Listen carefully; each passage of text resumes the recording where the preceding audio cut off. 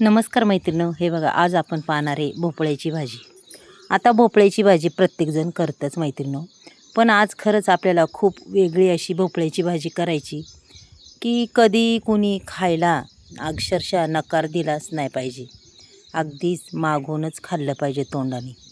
पहा, मग आता हा भोपळा इथं थोडासा मी पहिला लागलेला घेतला पण थोडा तोंडाला सुकला आहे, तो थोडा काढून ठेवते. अक्षरशः कवळा भोपळा आहे मैत्रिणींनो. आणि ना मी तो भोपळा साळून घेणार नाही, काय अक्षरशः पूर्ण कवळा आहे, कारण की साल आहे त्याची कवळीची. त्याच्यामुळं काय, आता हा कवळा भोपळा आपल्याला काय साळून घ्यायचा नाही, काहीच करायचं नाही. पहा, आणि या सालीमध्ये तर खरंच प्रोटीन असतं. चला आता भोपळा मस्त असा चिरून घेऊ. पहा मैत्रिणी, एकदम कवळा लसलशीत भोपळा आहे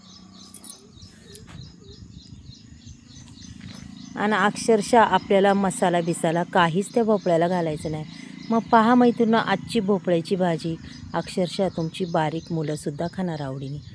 मग आपल्याला खरंच खूप जरा वेगळी बनवायची. तीच भाजी खाऊन खरंच कंटाळा येतो. मग कधीतरी अशी वेगळी बनवायची. मैत्रिणी, तुम्ही थांबेल तर पासानच. मग चला आता हा भोपळा मस्त असा चिरून घेऊया. आहे बघा, आणि भोपळ्याच्या फोडीसुद्धा मी अक्षरशः थोड्या जाडच ठेवणार आहे बरं का, जास्त बारीक करणार नाही आहे. पाहू शकता तुम्ही. भोपळा पूर्ण चिरून झाल्यावर इथं मी एक कांदा घेतला आहे, त्याच्यातला अर्धा कांदा मी एकदम बारीक कट करून घेणार आहे. पहा, कधीतरी वेगळा भोपळा करायचा आणि खरंच खूप छान होतो आणि सगळ्यांना खूप आवडतो. असं टिफिनसाठी, सकाळच्या नाश्त्यासाठी तुम्ही नक्कीच बनवू शकता हा भोपळा. याला आपण मिक्सरचा सुद्धा वापर करणार नाही आहे, की आता आपल्याला मिक्सरवर वाटण वाटायचं, ते सुद्धा वाटायची गरज नाही आहे मिक्सरवर. मग चला आता भोपळा आज ना मिक्सरचा वापर करायचा, ना पाट्याचा वापर करायचा आहे. मग चला भोपळा कसा बनवायचा तो तरी पहा. इथं आता अर्धा कांदा चिरून घेतल्यानंतर इथं एक टॅमॅटो घेतला आहे मैत्रिणी. टॅमॅटोचं बूड कापून घेतलं आहे पहा मी. आणि टॅमॅटो बी आपल्याला अगदीच मस्त असं चिरून घ्यायचे बारीक बरं का. जेवढं बारीक चिरसान तेवढं आपलं मस्त हे होणार. चला, अक्षरशः बारीक कट मारून हे टॅमॅटोसुद्धा मी पूर्ण चिरून घेते मैत्रिणी. पाहू शकता तुम्ही. टॅमॅटो चिरून झाल्यावर इथं मिरच्या घेतल्यात. इथे एक गोटा घेणार आणि त्या मिरच्या मी ठेचून काढणार आहे. पहा पूर्ण. मग कधीतरी अशी वेगळी पद्धत आपल्याला करायला काहीच प्रॉब्लेम नाही होत. आणि जर आपली भाजी अजूनच चांगली होत असेल, वेगळी त्याला चव लागत असेल, तर नक्कीच अशा पद्धतीने असं करून पहा. आता इथं मिरच्या आणि लसूण हे दोन्ही मी अक्षरशः बारीक वाटून घेणार आहे. पहा, गोट्यानेच ठेचून घेणार आहे आणि मस्त असं वाटणार आहे. पहा, मग आता नुसत्या मिरच्या आणि लसूणच नाही वाटणार बरं का, काय वाटणार आहे ते तुम्हाला मी संपूर्ण दाखवणार आहे मैत्रिणी. आणि हे पूर्ण मी गोट्यानेच हे करणार. हे बघा, इथं अर्धा चमचा जिरी घेतलेली आहे मी मैत्रिणी, पाहू शकता तुम्ही. त्याच्यानंतर अर्धा चमचा धने. हे बघा, अर्धाला जास्त आहे. धनेसुद्धा आपण असे जिरी धने वाटून घेणार आहे असेच गोट्याने. आवडदोबड जास्त बारीकसुद्धा आपल्याला करायचे नाही आहेत.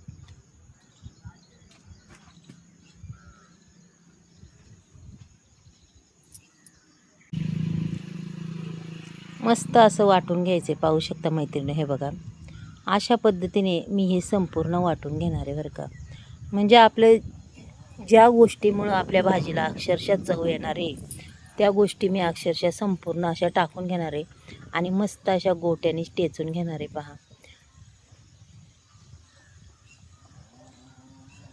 पहा मैत्रिणी, आता याच्यात आपल्याला अजून एक गोष्ट टाकायची बरं का. अजून 1-2 गोष्टी मी टाकणार आहे. खोबऱ्याचा तुकडा, 1 इंचाचा आल्याचा तुकडा. हे बघा, असं आलं मस्त असं किसून टाकणार आहे त्याच्यात. पाहू शकता मैत्रिणी. हे आलंसुद्धा पूर्ण असं किसून टाकायचं आपल्याला. आलं झाल्यावर लगेच आपल्याला याच्यामध्ये खोबऱ्याचा तुकडासुद्धा, ओलं खोबरं आहे मैत्रिणी, ते सुद्धा संपूर्ण असं किसून टाकायचे. पहा,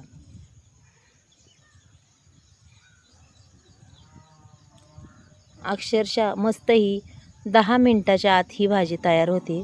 पण खरंच ही भाजी खूप टेस्टी अशी होती. पहा, कारण की याला संपूर्ण आपण हाताचीच मेहनत लावलेली आहे. ना मिक्सरचा वापर केला ना पाट्याचा वापर केला. पहा मैत्रिणी, अगदी छान. चला आता हे पूर्ण असं बारीक ठेचून झालेलं आहे, पाहू शकता. आबडधोबड असं चरबट, जास्त बारीक बी नाही आणि जास्त हे बी नाही, पाहू शकता. मस्त असं.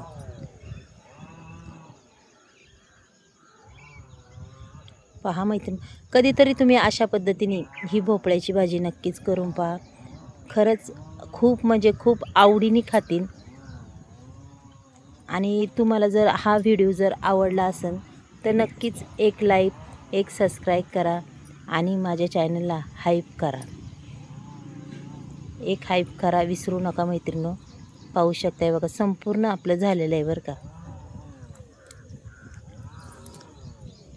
हे बघा, मस्त असं झालेलं आहे. आपल्याला जसं हवं आहे तसंच आहे. आणि पाण्याचा बी त्याला वापर मी अजिबात केला नाही. वाटताना काय टेस्टतानी अजिबात कसंच पाणी लावून. चला आता इथं गॅस पेटवला आहे. गॅसवर आपली कढई ठेवलेली आहे, पाहू शकता. त्याच्यानंतर त्याच्यामध्ये 2 पळ्या तेल टाकलेलं आहे. गॅसची फ्लेम लहानच ठेवली. जिरी मोहरी छान तडतडली की अक्षरशः कढीपत्ता टाकून द्यायचा. पहा, कढीपत्तासुद्धा अगदी मस्त असा मैत्रिणो हात तडतडून निघणार आहे. पहा, मस्त असा फुलला आहे, पाहू शकता तुम्ही.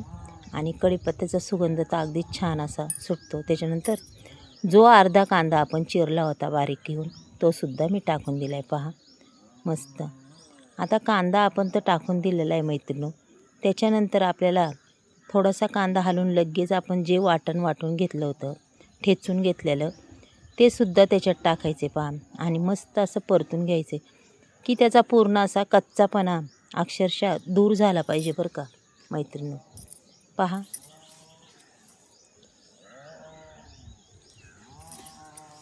पूर्ण कच्चापणा निघून गेला पाहिजे. बघा, मस्त असं परतत आलेलं आहे मैत्रिणो, छान परतून झाले. त्याच्यानंतर आपल्याला त्याच्यात टाकायचे टॅमॅटो. पहा, हा पूर्ण एक टॅमॅटो मी अगदीच त्याच्यात टाकून दिला आहे बरं का.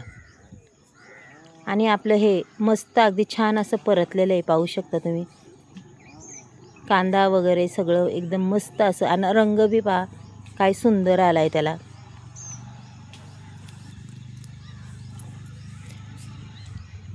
अगदी चांगल्या पद्धतीने परतून झाल्यावर त्याच्यावर थोडीशी कोथिंबीर आपल्याला टाकून घ्यायची. पहा, मस्त. कोथिंबीरीची मैत्रिणींनो मी एकच काडी टाकलेली, कारण कोथिंबीर खूपच महाग आहे. त्याच्यामुळं कोथिंबीर कशी जपूनच वापरायला लागते. त्याच्यानंतर थोडीशी हळद टाकली. पहा, छान अगदी कलर आला आहे मैत्रिणींनो. त्याच्यानंतर आपला भोपळा आणि वाटाणा हा ग्रीन पीस आणि भोपळा याच्यात टाकून द्यायचा. पहा, मस्तपैकी. पहा, फोडीसुद्धा मोठ्या मोठ्याच ठेवल्यात मी. आता हे संपूर्ण टाकून दिल्याच्या नंतर आपल्याला चवीपुरतं मीठ टाकून घ्यायचे. पहा,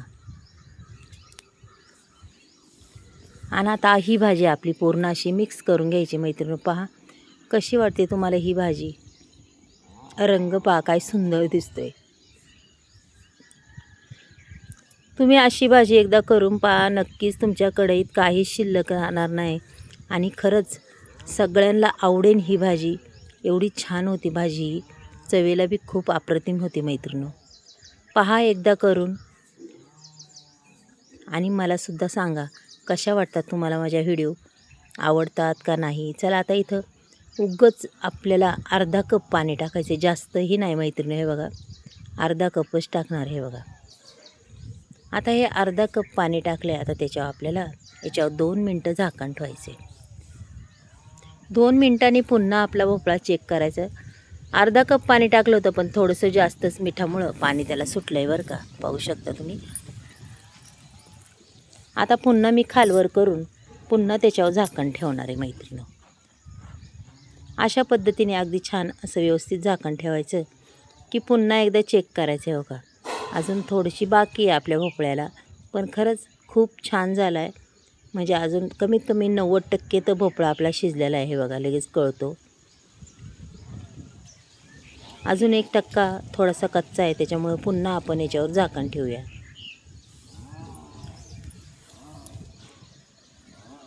आणि पाहूया, अगदीच भोपळ्याची भाजी अगदी रेडी झालेली आहे मैत्रिणो. पहा, मस्त झालेली आहे, सुंदर अशी. आपल्याला हवी अशीच. पहा मस्त भोपळा शिजला आहे मैत्रिणींनो.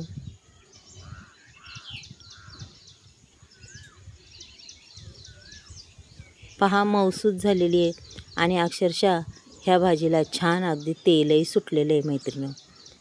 पहा बरं.